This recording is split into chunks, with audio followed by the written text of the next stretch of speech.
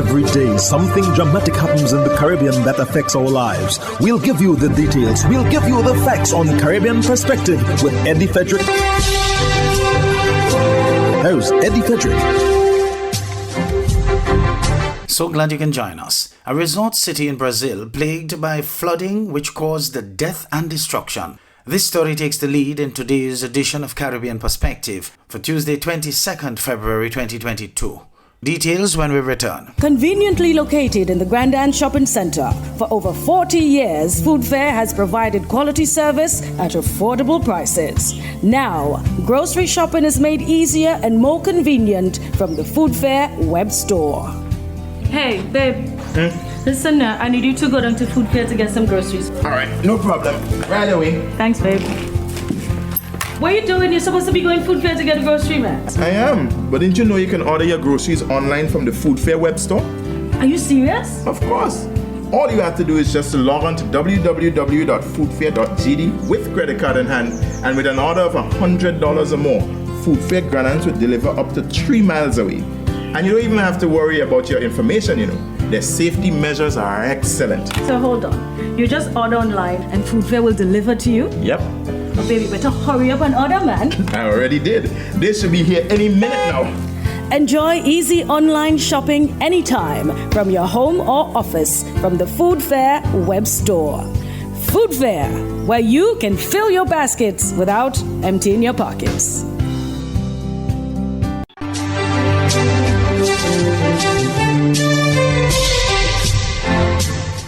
Welcome back. More than 100 people have been known to have perished in one of Brazil's resort cities, with several others missing due to the flooding caused by heavy rains. More in this HGP Nightly News regional news item. More than 100 people have died in landslides and flash flooding in the Brazilian city of Petrópolis. The city was hit by torrential rain. Houses in hillside neighborhoods were destroyed and cars swept away as floodwaters raced through the city's streets. Brazil's National Civil Defense said that 24 people had been rescued alive by Wednesday night, and with more than 30 people reported missing, he said that the search and rescue efforts would continue non-stop. Petrópolis is a popular tourist destination in the hills, which used to be the summer getaway for Brazil's monarchs in the 19th century. But after a month's worth of rain fell on the city in just 3 hours, the heaviest rainfall since 1932, according to Governor Castro, much of its regal charm lay in ruins, with homes and shops destroyed by the flooding. Around 300 people are being housed in schools and shelters, and charities are calling for donations of food, clothing, and face masks. The rescue mission has been temporarily called off, and some people, fearing more destruction, are fleeing the city. One volunteer rescuer said that finding survivors under the rubble was now practically impossible. The international community, to include the US, Canada, and the European Union, have all pledged over $600 million to go towards helping hundreds of thousands of Haitians struggling 6 months after a powerful earthquake ravaged their southern region. The pledges made during a conference held by the United Nations and Haiti's government fell short of an international push to raise $2 billion to help the country rebuild from a magnitude 7.2 quake last August. It killed an estimated 2,200 people and destroyed or damaged more than 130,000 homes and some 1,250 schools. Amina Mohammed, a deputy UN Secretary General, called the $2 billion figure daunting, but said Haiti needs international support. Shortly after she spoke at a conference held at a hotel in the Haitian capital Port-au-Prince and also streamed online, the U.S. Agency for International Development pledged an additional $15 million, the European Union more than $30 million worth of grants, and Canada nearly $20 million, among others. Thousands of Haitians who lost their homes in the quake remain in makeshift camps, living in cramped shelters made of plastic and cloth sheets. Government's vaccine deadline for public sector workers has again been pushed back in Trinidad and Tobago, but Attorney General Faris Al-Rawi could not give a timeline as to when it would be implemented. More in this TTT News report. Mr. Al-Rawi said the legislation has not yet been approved by Cabinet. Legislation were being ironed out at the Office of the Attorney General because of very important submissions that we received from a number of sectors, including the trade unions and the private sector. Some of those issues included liability, which the state is minded to accept, included how are we going to treat with people who are constitutionally protected in terms of terms and conditions. The Attorney General said on the Prime Minister's return from Qatar, decisions would be made in collaboration with medical experts for the way forward, following which it would be debated in the Parliament.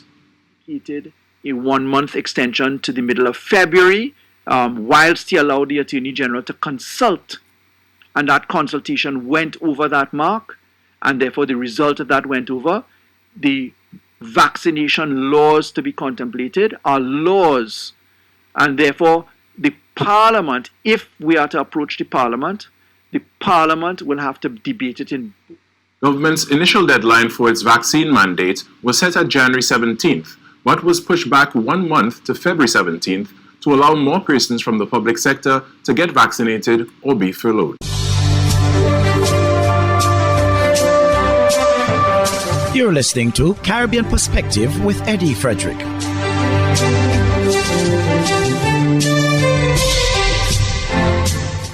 Close attention needs to be paid to staff morale. It's an assertion made by a 5-member committee appointed to investigate COVID-19 treatment within the parallel healthcare system and patient outcomes. Mahalia Joseph Wharton of TTT News reports. The report, which was submitted to Prime Minister Dr. Keith Rowley this week, was laid in the Parliament on Friday. Many concerns about the staff were highlighted in the report. We recommend that close attention needs to be paid to staff morale as well as the purchase of some consumables. We wish to commend one institution where there was a staff mental health and wellness service by 2 psychologists as an example of best practice. The committee raised concerns with respect to staff levels, citing shortages and conditions as areas that needed addressing. However, the committee said it recognized that staff shortages are an international problem in the pandemic. An analysis was done on COVID-19 deaths, hospital admissions, and patients managed at home. The committee also looked at the level of care given to samples of patients. The committee looked into the admission criteria and found that, quote, the admission criteria met international best practices. It would seem that the patients were admitted to the correct location to receive the appropriate type of care. However, the staff told us that it was their impression that during the recent surge, patients, quote of the staff, presented late and as such they were more seriously ill. Minister Young said the committee was unable to detect any delay in the provision of care which might have led to a negative result. 16 recommendations were made by the committee. Among them are data management systems, data verification. As it said, there is an urgent need for electronic medical records. They also recommended that contracted clinical staff be rehired at the end of their contracted period to respond to the NCD morbidity rate accumulated during the pandemic.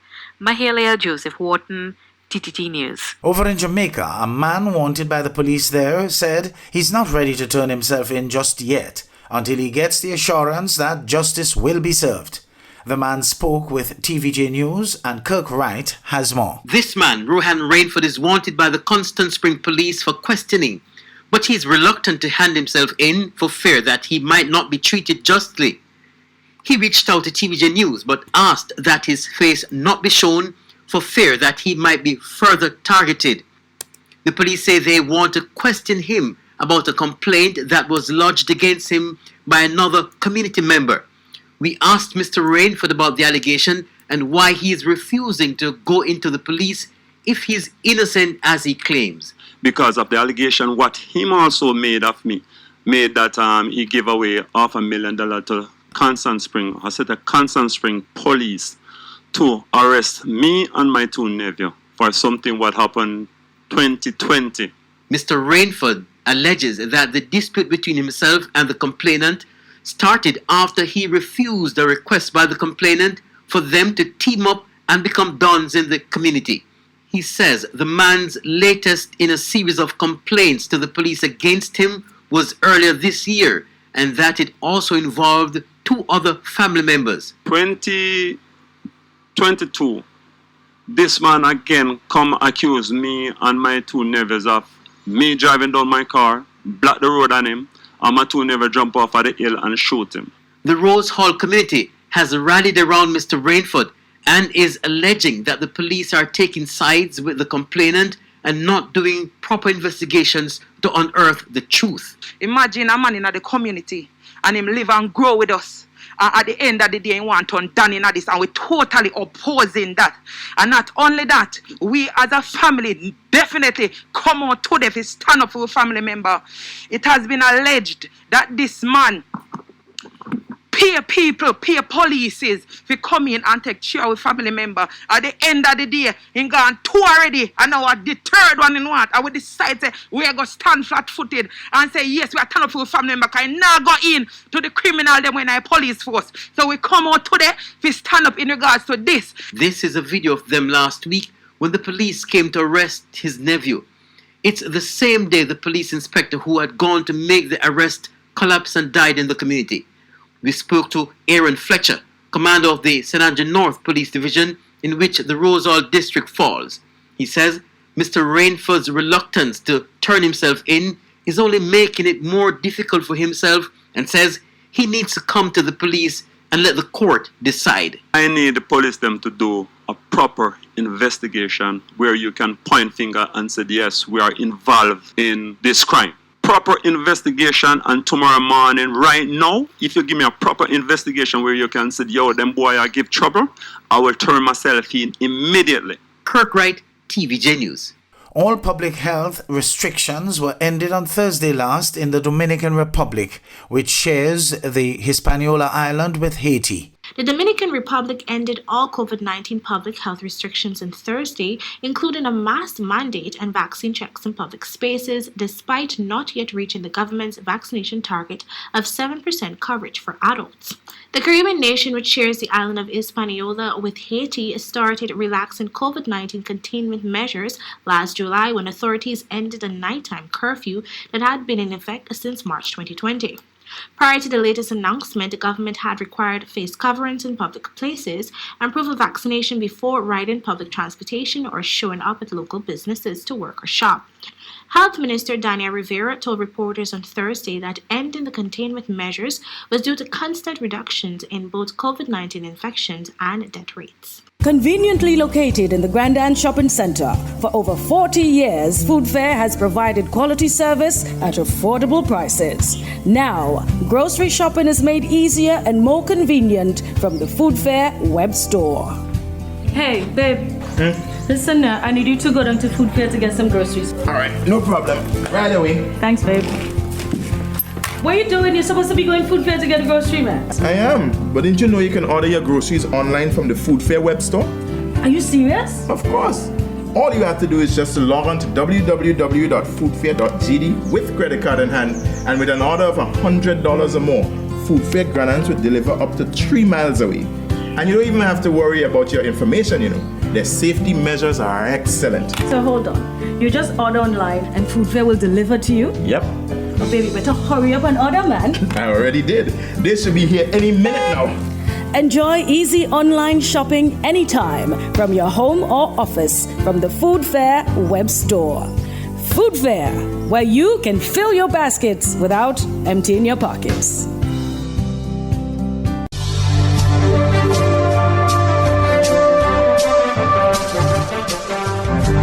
I am Eddie Frederick. This has been Caribbean Perspective, a whole new approach to highlighting developments in the Caribbean. In the meantime, please continue to log on to CaribbeanPerspective.com for more daily news and more.